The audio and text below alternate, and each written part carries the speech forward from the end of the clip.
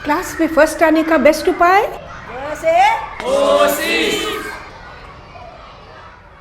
Hello friends, हमारी जो science की वीडियोस बन रही है इसकी अगली कड़ी। ये बताओ, आप में से कितने का नाम है प्रकाश? प्रकाश यानी कि लाइट, और यही है हमारा चैप्टर, लाइट, उसका रिफ्लेक्शन और उसका रिफ्रैक्शन, उसका परावर्तन और उसका अपवर्तन। प्रकाश के साथ साथ हम एक और चीज़ देखेंगे।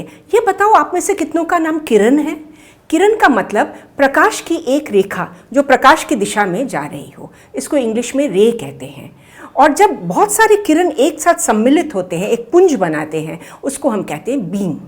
बीम तीन तरह के होते हैं, समानांतर बीम जो पैरेलल लाइंस में आ रही हैं, और है डाइवर्जेंट बीम जो एक सोर्स से निकलकर फैल जाती है, फॉर एग्जाम्पल।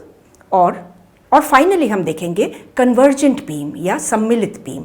यहाँ देखो, इस बच्चे के शक्ल से जो लाइट्स की रेखाएं टकरा कर परावर्तित हो रही हैं, वो परावर्तित होकर कैमरा की बिंदु पर आकर सम्मिलित हो रही हैं और इससे छवि बन रहा है। इस बीम जो सम्मिलित होती है इसको हम कहेंगे कन्वर्जेंट बीम या सम्मिलित बीम। तो अब देखेंगे छवि। जब प्रकाश की किरणें किसी सतह से टकराकर उसी माध्यम में वापस आती हैं, हम उसे कहते हैं रिफ्लेक्शन या परावर्तन।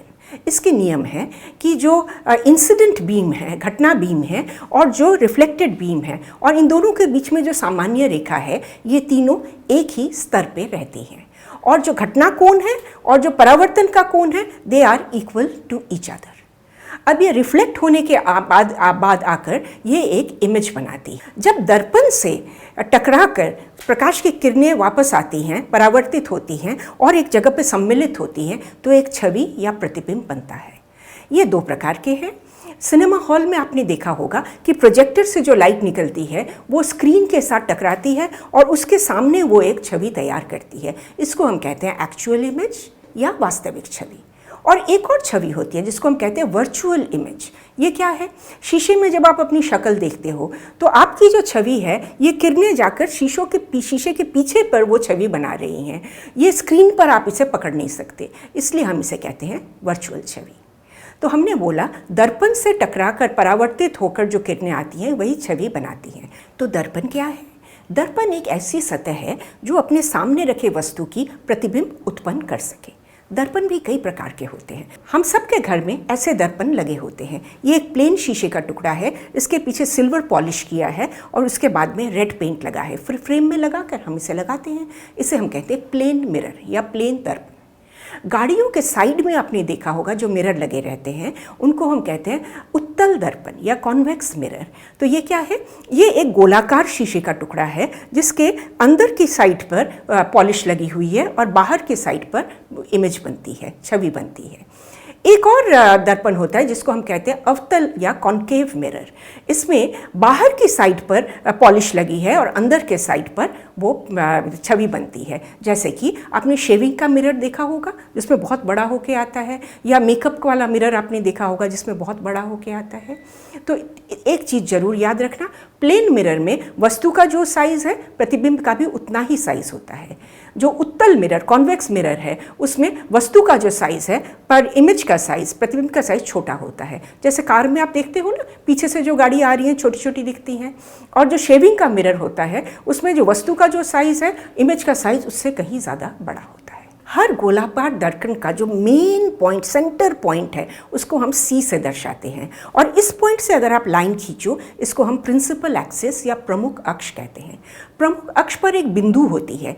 जब ये प्रकाश की किरणें आती हैं, उसमें से रिफ्लेक्शन होकर वो उस बिंदु पर आकर सम्मिलित होती है। उस बिंदु को हम प्रिंसिपल फोकस कहते हैं। प्रिंसिपल फोकस से लेकर इसका जो ध्रुव तक जो डिस्टेंस है, मिरर के ध्रुव तक जो डिस्टेंस है, इसको कहा जाता है फोकल लेंथ। अब हम देखेंगे प्रकाश का रिफ्रैक्शन या अपवर्तन।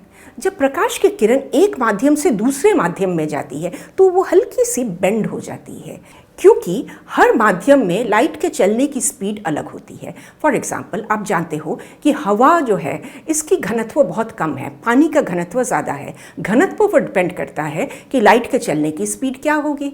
हवा में लाइट की चलने की स्पीड ज़्यादा है, पानी में कम है, इसलिए जब वो पानी में जाती है तो वो जरा सी बेंड हो जाती है। अब वो कितनी बेंड होगी ये डिपेंड करता है रिफ्रैक्टिव इंडेक्स या अपवर्तन सूचांक पर। ये क्या है? इसका फॉर्मूला देख लो। इस फॉर्मूला से आपको पता चलेगा जहाँ रिफ्रैक्टिव इंडेक्स ज़्यादा है वहाँ बेंडिंग ज़्यादा होगी, जहाँ कम है वहाँ बेंडिंग कम होगी। अपवर्तन या रिफ्रैक्शन ये लेंस के माध्यम से भी होता है। लेंस एक पारदर्शी माध्यम है जो दो गोलाकार कांच के टुकड़ों को ज्वाइन करके बनता है। लेंस दो तरीके के होते हैं। एक है अवतल लेंस या कॉन्केव लेंस, इसका जो ऊपर वाला पोर्शन चौड़ा है और बीच वाला पोर्शन नैरो होता है। दूसरा है कॉन्वेक्स लेंस या उत्तल लेंस, इसके ऊपर नैरो, बीच में चौड़ा और फिर नीचे फिर नैरो होता है। और हर लेंस के बीच, बिल्कुल बीच वाला पॉइंट, उसे सेंटर कहता है, उसमें से एक लाइन खींचो, that will be principal axis या प्रमुख अक्ष। और इस प्रिंसिपल एक्सिस पे एक पॉइंट होगा जो हम कहेंगे प्रिंसिपल फोकस, और सारे किरणें आकर उस पर जब सम्मिलित होंगी तब हम उसे कहेंगे, वो होगा हमारा इमेज।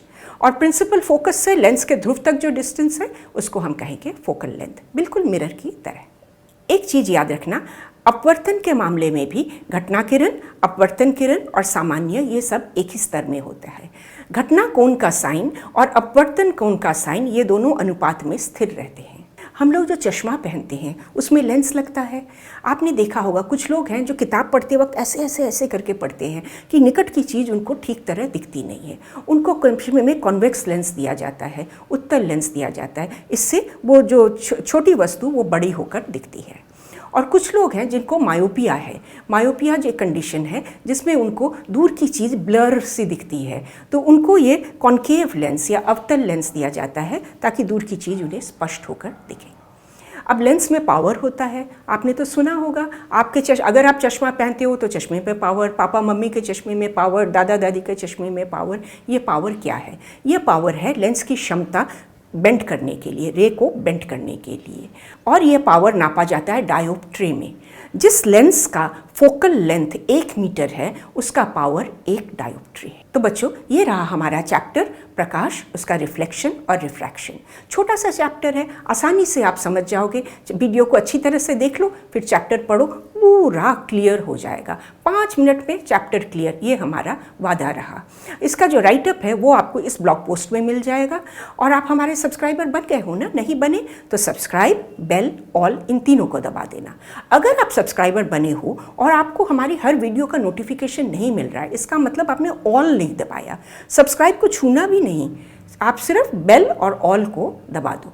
हमारे फेसबुक, ट्विटर, इंस्टा, इन पर भी आप हमसे जुड़िए। इस पर रोज डेली हम कई बार अच्छे अच्छे पोस्ट डालते हैं, आपको मज़ा आएगा। देखते रहिए।